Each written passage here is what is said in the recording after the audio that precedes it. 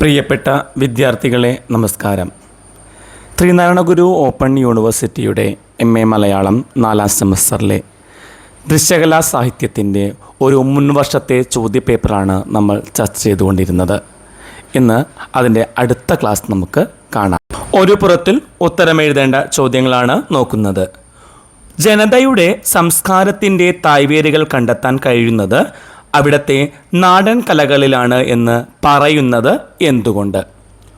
ഒരു കാലഘട്ടത്തിലെ സാമൂഹിക സാംസ്കാരിക ജീവിതത്തിൻ്റെയും കാഴ്ചപ്പാടുകളുടെയും പ്രതിഫലനമാണ് നാടോടി കലാരൂപങ്ങൾ. ഒരു ദേശത്തിൻ്റെ സാംസ്കാരിക ചരിത്രത്തിൽ അവിടുത്തെ ആദിമ കലാവിശേഷങ്ങൾക്ക് സുപ്രധാനമായ സ്ഥാനമുണ്ട്.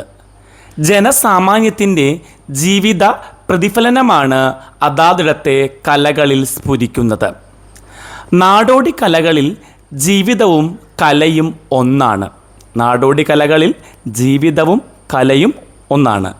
നമ്മുടെ പ്രാക്തനമായ ആരാധനാക്രമങ്ങളുടെയും ആചാര രീതികളുടെയും പ്രതിഫലനമായിരുന്നു അത്തരം കലകൾ. നമ്മുടെ പ്രാക്തനമായ ആരാധനാക്രമങ്ങളുടെയും ആചാര രീതികളുടെയും പ്രതിഫലനമാണ് നാടൻ കലകൾ. ആ കലകൾ വളർന്നതാകട്ടെ ഗ്രാമീണ ജനതയുടെ ജീവിത പശ്ചാത്തലവും ജീവിത അനുഭവവുമായി ബന്ധപ്പെട്ടാണ്. നാടൻ കലകളെല്ലാം വളർന്നത് ഗ്രാമീണ ജീവിത പശ്ചാത്തലവും ജീവിത അനുഭവവുമായി ബന്ധപ്പെട്ടാണ്. ജനസാമാന്യം തങ്ങളുടെ സുഖദുഃഖങ്ങൾക്ക് കാരണമായിട്ടുള്ള നിഗ്രഹ അനുഗ്രഹ ശേഷിയുള്ള അമ്മ ദൈവങ്ങളെ പരിസ്ഥിതിക്ക് കാവലായി നിലകൊള്ളുന്ന കാവുകളിൽ ആരാധിച്ചു പോരുകയും പലവിധ ജനസമൂഹങ്ങൾ അതിലൂടെ ഒന്നിക്കുകയും ആചാര അനുഷ്ഠാനങ്ങളിൽ പങ്കാളികളാവുകയും ചെയ്യുന്നു. പൊതുവിൽ ഇത്തരം ആരാധനകളും അനുഷ്ഠാനങ്ങളും കലയെന്ന മാധ്യമത്തിലൂടെ വിശ്വാസത്തിൽ അധിഷ്ഠിതമായി സാമുദായിക മതമൈത്രി നിലനിർത്തിപ്പോരുന്നു. കോലം കെട്ടിയാടുന്നവരുടെ മുൻപിൽ സങ്കടങ്ങൾ ഇറക്കി വെക്കുമ്പോൾ വികാര വിരേചനം സംഭവിക്കുന്നു. കലാപ്രകടനങ്ങളും വിനോദങ്ങളും ഒരു കാലത്ത് പ്രകൃതിക്കും കാലാവസ്ഥയ്ക്കും ഇണങ്ങുന്ന വിധമായിരുന്നു. കലാപ്രകടനങ്ങളും വിനോദങ്ങളും ഒരു കാലത്ത് പ്രകൃതിക്കും കാലാവസ്ഥയ്ക്കും ഇണങ്ങുന്ന വിധത്തിലായിരുന്നു.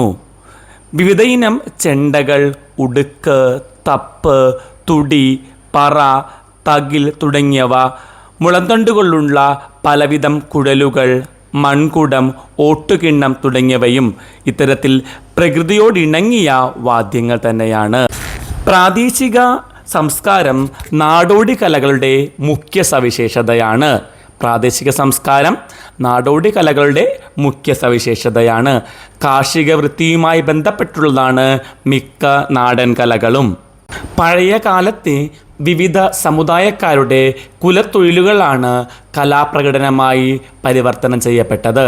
പഴയ കാലത്തെ വിവിധ സമുദായങ്ങളുടെ കുലത്തൊഴിലുകളാണ് പിന്നീട് കലാപ്രകടനങ്ങളായി മാറിയത്.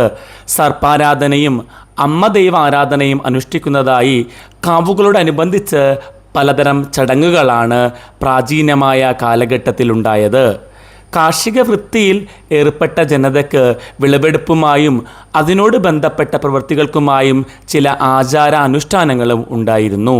ഇത്തരത്തിൽ ഗ്രാമീണ ജനതയുടെ ജീവിതാനുഭവങ്ങളോട് ബന്ധപ്പെട്ടാണ് നാടോടി കലകൾ പിറവിയെടുത്തതും വളർച്ച നേടിയതും. ഒരു ജനതയുടെ സംസ്കാരത്തിൻ്റെ തായ്വേരുകൾ കണ്ടെത്താൻ കഴിയുന്നത് അവിടുത്തെ നാടൻ കലകളിലാണ്. നാടോടി ജനതയെ സംബന്ധിച്ച് അവരുടെ ജീവിത അവബോധവും അനുഭവങ്ങളുമാണ് കല. നാടോടി ജനതയെ സംബന്ധിച്ച് അവരുടെ ജീവിതാവബോധവും അനുഭവങ്ങളുമാണ് കല. എല്ലാ കലകളുടെയും ആത്മാവും അടിത്തറയും നാടൻ കലകളിലാണ് കുടികൊള്ളുന്നത്. എല്ലാ കലകളുടെയും ആത്മാവും അടിത്തറയും നാടൻ കലകളിലാണ് കുടികൊള്ളുന്നത്. കേരളത്തിന് അഭിമാനിക്കാവുന്ന ഒരു കലാപാരമ്പര്യമാണ് ഉള്ളത്. ആരാധനയ്ക്കോ ബാധോച്ചാടനത്തിനോ അനുഷ്ഠാനത്തിനോ ആഘോഷത്തിനോ വിനോദത്തിനോ ആയി നാടോടി കലകൾ നിലകൊള്ളുന്നു. അടുത്ത ചോദ്യം, അനുഷ്ഠാന നാടകങ്ങളുടെ സവിശേഷതകൾ എന്തെല്ലാം വിശദമാക്കുക. ആരാധനയുമായി ബന്ധപ്പെട്ട് വിധിപ്രകാരം ചെയ്യുന്ന ചടങ്ങുകളുടെ ഭാഗമായാണ് അനുഷ്ഠാന കലകൾ രൂപം കൊള്ളുന്നത്. ആരാധനയുമായി ബന്ധപ്പെട്ട് വിധിപ്രകാരം ചെയ്യുന്ന ചടങ്ങുകളുടെ ഭാഗമായാണ് അനുഷ്ഠാന കലകൾ രൂപം കൊള്ളുന്നത്. നൃത്തം, സംഗീതം, താളം, ചിത്രകല തുടങ്ങിയ ദൃശ്യ ശ്രാവ്യ രൂപങ്ങൾ ഇത്തരം കലാരൂപങ്ങളിൽ ഉൾച്ചേർന്നിരിക്കും.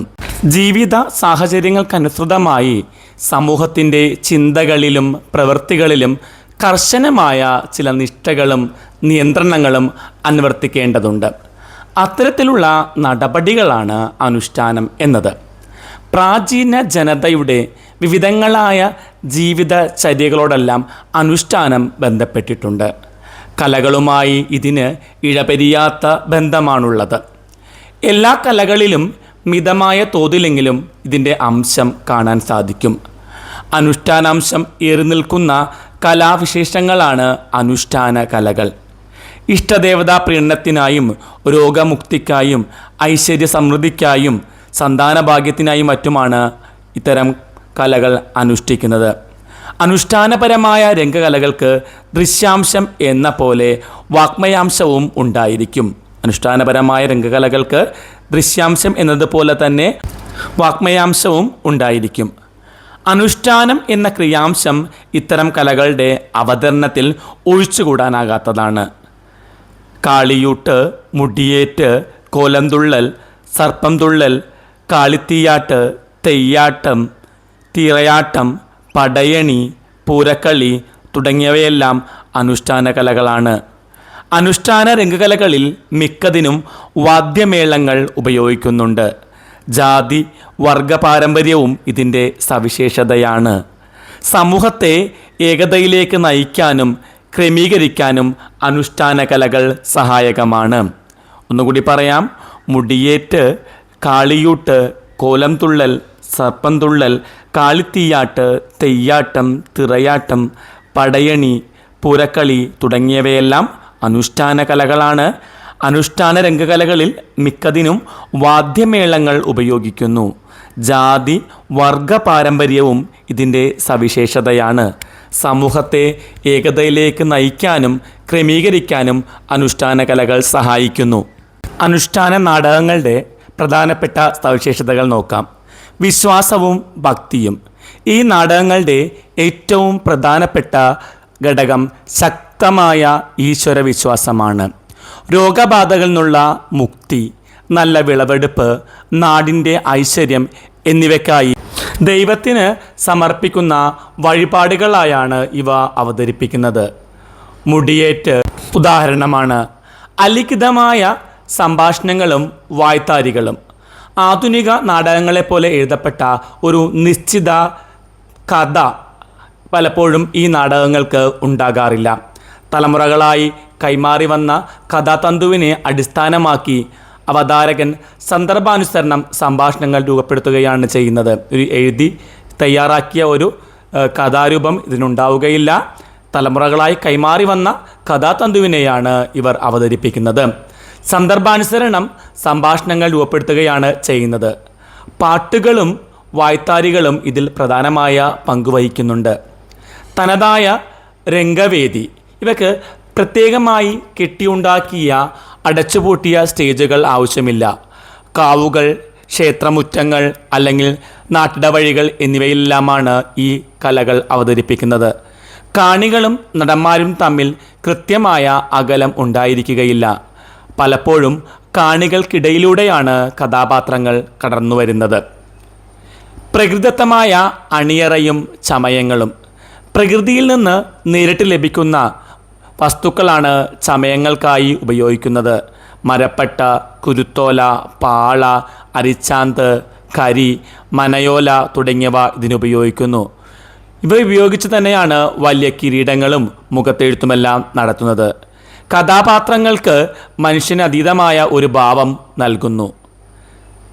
മറ്റൊരു പോയിൻ്റാണ് സംഗീതത്തിൻ്റെയും വാദ്യങ്ങളുടെയും പ്രാധാന്യം. ലളിതമായ സംഭാഷണങ്ങളെക്കാൾ പാട്ടുകളിലൂടെയും ശക്തമായ വാദ്യമേളങ്ങളിലൂടെയുമാണ് കഥ വികസിക്കുന്നത്.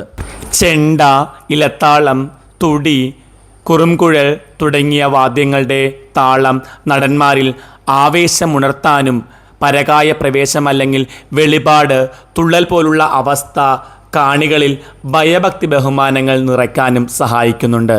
ലളിതമായ സംഭാഷണങ്ങളെക്കാൾ പാട്ടുകളിലൂടെയും ശക്തമായ വാദ്യമേളങ്ങളിലൂടെയുമാണ് ഇത്തരം നാടകങ്ങൾ മുന്നോട്ട് പോകുന്നത്.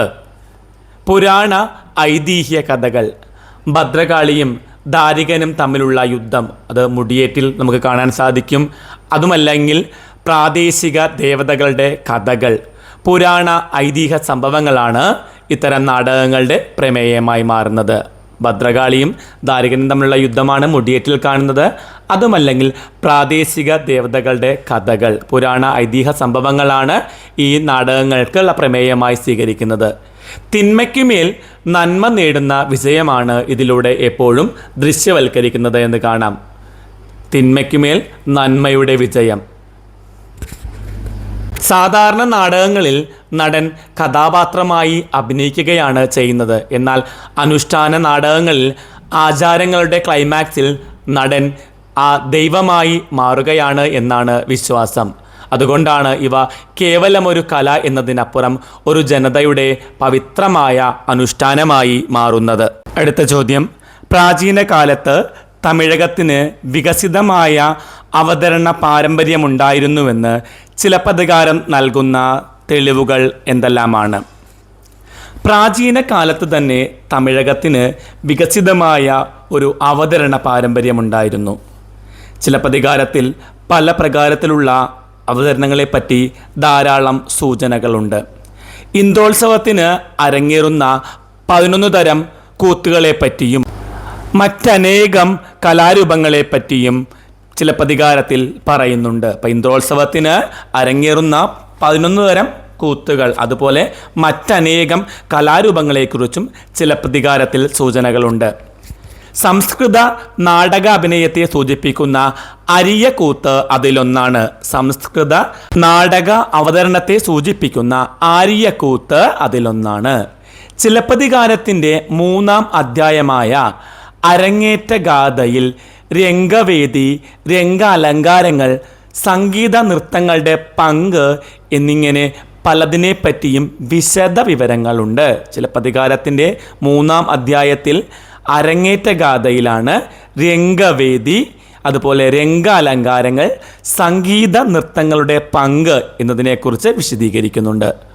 കൂടിയാട്ടം അഭിനയിക്കുന്നവരുടെ ജാതിപ്പേരായ ചാക്യാർ എന്ന വാക്കിൻ്റെ പ്രാചീന തമിഴ് രൂപമായ ചാക്കയ്യൻ എന്ന പദം ചിലപ്പതികാരത്തിലുണ്ട്. ചാക്കയ്യൻ, ഇത് ചാക്യാർ എന്നതിൻ്റെ പ്രാചീന തമിഴ് രൂപമാണ്. അതുപോലെ തന്നെ നാട്യശാസ്ത്രത്തിൽ പറഞ്ഞിരിക്കുന്ന 8 ഭാവങ്ങളോട് ഒത്തുപോകുന്ന 8 മെയ്പാട്ടുകളെ പറ്റി തൊൽക്കാപ്പിയത്തിൽ സൂചനയുണ്ട്. 5-ാം നൂറ്റാണ്ടിൽ ഉണ്ടായ ഈ കൃതി തമിഴ് ഭാഷയിലെ ഏറ്റവും പഴയ കൃതിയാണ്. തൊൽക്കാപ്യം വിവരിക്കുന്ന കവിത നാടകീയ സ്വഗതാഖ്യാന രൂപത്തിലുള്ളതാണ്. അക്കാലത്തെ ഭാവനാ വ്യാപാരം പ്രാഥമികമായും നാടക പ്രകൃതി ഉള്ളതാവാമെന്ന സാധ്യതയാണ് വ്യക്തമാക്കുന്നത്. ഇന്നത്തെ ക്ലാസ് നമുക്ക് ഇവിടെ അവസാനിപ്പിക്കാം. ഈ ചോദ്യപേപ്പറിനെ മറ്റൊരു ചോദ്യങ്ങളുമായി അടുത്ത ക്ലാസ്സിൽ കാണും വരെ എല്ലാവർക്കും നന്ദി, നമസ്കാരം. ക്ലാസ് ഇഷ്ടമായിട്ടുണ്ടെങ്കിൽ ലൈക്കും ഷെയറും കമൻറ്റുമെല്ലാം പ്രതീക്ഷിക്കുന്നു. സബ്സ്ക്രൈബ് ചെയ്യാത്തവരുണ്ടെങ്കിൽ സബ്സ്ക്രൈബ് ചെയ്യുമല്ലോ.